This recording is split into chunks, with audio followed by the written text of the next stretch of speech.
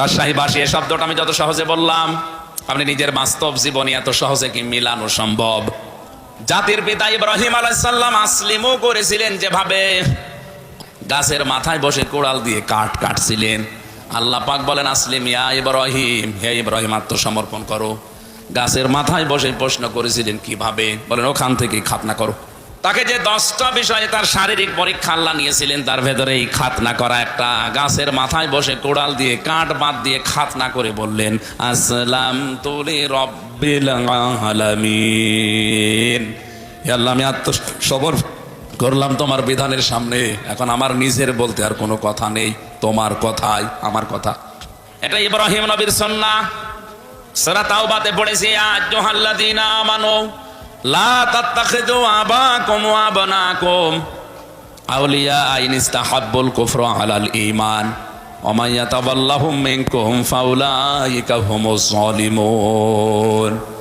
ওহে যারা বিশ্বাস করো আল্লাহ একজন আছে, কিয়ামত হবে, তারা শোনো, কখনো তোমাদের মা বাবা, তোমাদের সন্তানাদি, স্ত্রী পুত্র, এগুলোকে এরা যদি ইমানের পরিবর্তে কুফরিকে বেশি ভালোবাসে, তাদের সাথে সম্পর্ক রাখা যাবে না। শব্দটা কত কঠিন আপনি জানেন। বদরের ময়দানে পরীক্ষা দিয়েছিল সাহাবায়ে কেরাম এই আয়াতের। হযরতে সিদ্দিক আকবর রাদিয়াল্লাহু তাআলা আনহুর সন্তান আব্দুল্লাহ যুদ্ধের পরে এসে বলছে, বাবা আমি কিন্তু জিহাদের ময়দানে বদরে তোমারে পেয়েছিলাম, কিন্তু তুমি আমার বাবা, এজন্য আমি কিছু বলি নাই। হযরতে আবু বকর সিদ্দিক ওই সময় বলেছিলেন, সন্তান তুমি আমার যুদ্ধের ময়দানে পাবার পরও সুযোগ পেয়েও কিছু বলো নাই, বাবা মনে করি। আল্লাহর কসম করে বলছে, আমি যদি তোমার একবার দেখতে পেতাম আর আমি যদি সুযোগ পেতাম, কসম ওই আল্লাহর তুমি আমার সন্তান, এটা আমার মনে থাকতো না। কারণ আমি কোরআনে কারিমের আয়াত পড়েছি, ইনস্তাহাব্বুল কুফরা আলাল ঈমান, যে সন্তানাদি, যে স্ত্রী, যে ভাই ভগ্গর, যে মা বাবা, এরা যদি আল্লাহ রাসূলের পরিবর্তে, ইমানের পরিবর্তে কুফরিকে বেশি ভালোবাসে, তাদের সাথে সম্পর্ক রাখা যাবে না। তারা এই আয়াতটা বাস্তব জীবনে মিলিয়েছিল। আমরা অনেকে মিলাতে পারি না। কোরআনে কারিমের আয়াতগুলো বিশেষ করে মধ্যপ্রাচ্যে যারা আছে মুসলমানেরা, আর আমরা এই বাংলাদেশ, ভারত, পাকিস্তানে যারা আছি, তারা কিন্তু কোরআনের আয়াত একই আছে, বাস্তব প্রেক্ষাপট মিলাতে গিয়ে আমরা আলাদা করে ফেলি। আমি রিমান্ডে থাকাকালীন এক হিন্দু অফিসার, ওর অনেকগুলো আয়াত দেখলাম মুখস্থ আছে। আমার বলছে, হুজুর একটা কথা বলি, আপনি তো মাওলানা মানুষ, আপনি তো বিভিন্ন জায়গায় ওয়াজ করেন। আমি সরকারি কাজে 2 বছর ইয়ামেনে ছিলাম, ওমান। ওখানে থাকাকালীন আমি দেখেছি ওনাদের কোরআনে কারিম হাদিস মেনে নেওয়ার, আমাদের কোরআনে কারিম হাদিস মানা, এই 3টা দেশে এক না। আপনি তো হিন্দু, অন্য জাতির লোক, কিভাবে কি বোঝেন? আমি যে দোকানে খাবার খেতাম, দোকানের মালিক বসে আছে, টাকা নিচ্ছে ক্যাশ, আর যেখানে খাবার দেয় হোটেলের বয় বলা হয়, ওটা ওই মালিকের নিজের আপন ছোট ছেলে। মানুষকে রুটি দেয়, পানি দেয়, এগুলো সব টেনে দেয় তরকারি।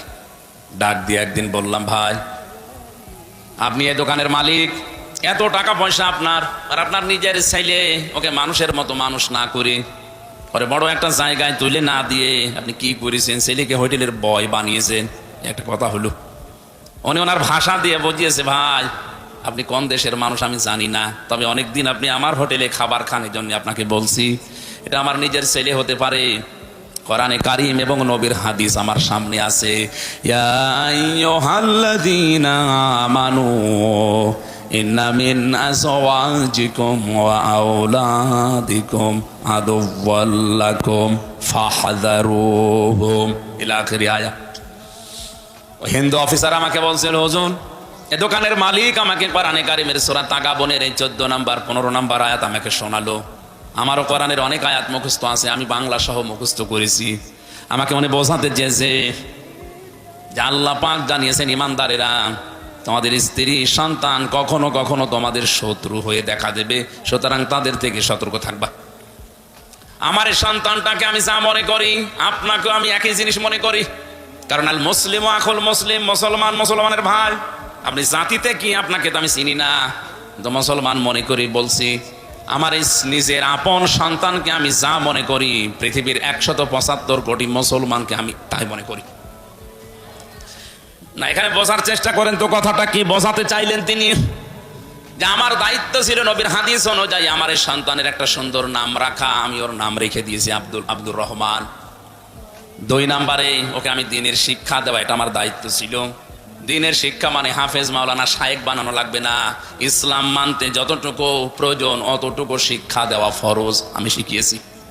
অন্তত ইসলামের যে মৌলিক জিনিস এগুলো মানতে পারে। 3 নম্বরে ওকে একটা সৎ পাত্রী দেখে পাত্রস্থ করা আমার দায়িত্ব ছিল, আমি একটা সৎ পাত্রী দেখে ওকে বিয়ে দিয়েছি। 4 নম্বরে ওকে একটা হালাল কর্মজীবন তৈরি করে দেওয়া আমার দায়িত্ব ছিল, আমি দিয়েছি আমার সামর্থ্য অনুযায়ী। আমার দোকানেও কর্মচারী হয়ে কাজ করে, মনে করেন 20,000 টাকা বেতন পায়, এটা দিয়ে ওর সংসার হালাল ভাবে ভালোভাবে ওর স্ত্রী নিয়ে চলছে, কোনো অসুবিধা নেই। আমি তো আর ওর জন্য 5 লাখ 10 লাখ 20 লাখ টাকা খরচ করে হারাম কোনো কাজে সুপারিশ করে একটা চেয়ারে বসিয়ে দিতে পারি না। কথাটার ওজন কত আপনি টের পাচ্ছেন? আজ বাংলার 1734 জন মানুষ দায়িত্বে আছে। ওমানের এই দোকানদার মুসলমানের মতো যদি এদের মন মানসিকতা তৈরি হয়ে যেত, এই দেশে ঘুষ নেওয়ার জন্য পিটিয়েও লোক পাওয়া যেত না। তিনি কি বোঝাতে চেয়েছেন? যে আমার সন্তানের উপরে হাদিস অনুযায়ী 4টা দায়িত্ব ছিল আপনার, আমি পালন করেছি। আমি কোরআনের আয়াত সামনে রেখেছি, যেহেতু আমার শত্রু, ওর থেকে সতর্ক থাকা লাগবে। ওকে এমন জায়গায় আমি তুলে দিতে পারি না যে জায়গায় যে ও যেখানে বসার যোগ্যতা রাখে না। আমি টাকা পয়সা ঘুষ দিয়ে প্রভাব প্রতিপত্তি খাটিয়ে ওই চেয়ারে ওরে বসিয়ে দিলাম, ওইটার কারণে ওই চেয়ারে বসে ও আরো হাজারো অন্যায় করবে। আপনি বলেন তো এই নিয়মটা বাংলাদেশে এখন কেউ মানছে না? এই জন্য ওনাদের কোরআনে কারিমের আয়াতগুলো মানা আর আমাদের দেশের মানুষের কোরআনের আয়াত মানা একই আয়াত, কিন্তু মেনে নেওয়ার সিস্টেমটা এক না। আজ আমরা এই মন মানসিকতা নিয়ে যদি তৈরি হতে পারতাম যে ঈমান এবং আল্লাহর পরিবর্তে যারা কুফরিকে, শিরিককে, বেদাতকে বেশি ভালো মনে করে, ও আমার সন্তান হলো আমার শত্রু, ও আমার স্ত্রী হলো আমার শত্রু, ওর থেকে আমার সতর্ক থাকা লাগবে। হ্যাঁ, ওর প্রতি আমার যে দায়িত্বগুলো আছে জায়েজ পর্যায়ে আমি জীবন থাকতে পালন করে যাব। ওকে আমার দ্বীনের শিক্ষা দেওয়ার দরকার ছিল, আমি শিক্ষা দিয়ে দিয়েছি। আজকে দুপুরবেলা যেখানে মাহফিল ছিল আমি বলেছিলাম, এদেশে বাংলাদেশে একজনের 4টা ছেলে, সব হায়ার এডুকেটেড, সব উচ্চ শিক্ষিত, আর 2টা মেয়ে। 6 ভাই বোন মিলে বাবার সম্পদগুলো নিজেদের নামে লিখে দিয়ে এই 95 বছর বয়সী এই বৃদ্ধকে পাঠিয়ে দিয়েছে রাস্তায়। যা অনেকে শোনার পরে একটু আফসোস করলো, দেখলাম বলছেন নাউজুবিল্লাহ। কেন আপনি নাউজুবিল্লাহ বলবেন? এ দোষ কি শুধুমাত্র ওই 6 ছেলে মেয়ের? ওই মুরব্বীর দোষ নেই? ওর যে 4টা দায়িত্ব ছিল একটাও পালন করে নাই।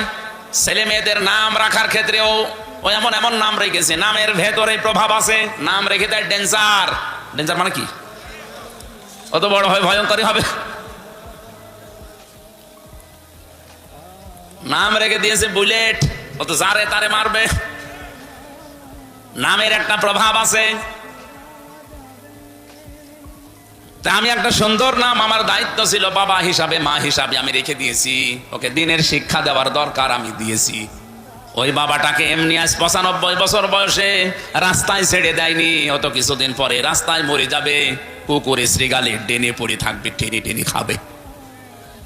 আমার তো ঘটনা দেখার পরে ফেসবুকে এতই মনে হচ্ছে যে বাংলাদেশে আজ অনেকের কপালে এটা অপেক্ষা করছে। এ লোকটা তার 6টা ছেলে মেয়েকে অনার্স মাস্টার্স করিয়েছে, কিন্তু বাবা কি, আল্লাহর পরে বাবার স্থান, এটা এই সন্তানেরা জানে না।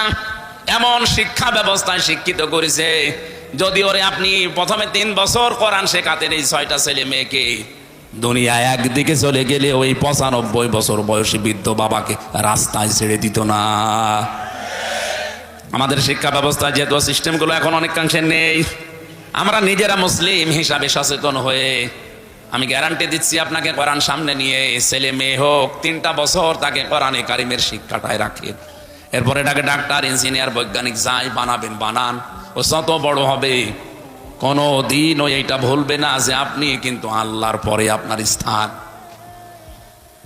এখনো পর্যন্ত যদি ওই মুরব্বীর মতো রাস্তায় শেষ বয়সে আসতে না চান, ডেনে পড়ে মরে কুকুরের খাবার হতে না চান, ছেলে মেয়েদেরকে এখনো 3 বছর কোরআনে কারিমের শিক্ষায় অভ্যস্ত করেন।